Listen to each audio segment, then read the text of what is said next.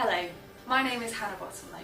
I'm one of the solicitors here in the Clinical Negligence department at Express Solicitors. Express Solicitors is a specialist clinical negligence and personal injury firm.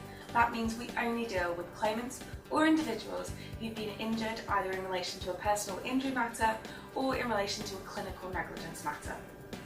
Clinical negligence can sometimes be known as medical negligence.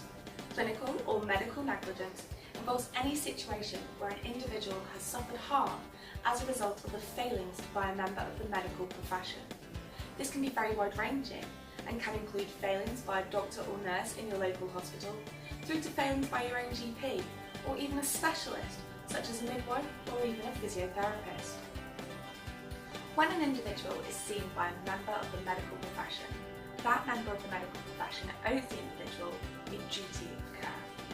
In the clinical negligence context, in order for us to succeed in a claim, we must prove that the care or treatment provided to that individual by the member of the medical profession was below the appropriate standard. This is known as breach of duty of care.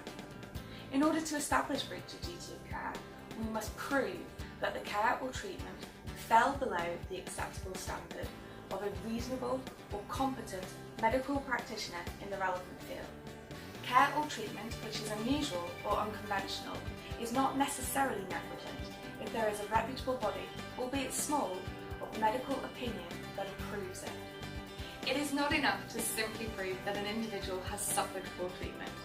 We must also prove that such poor treatment has resulted in identifiable injury and loss. This is known as causation.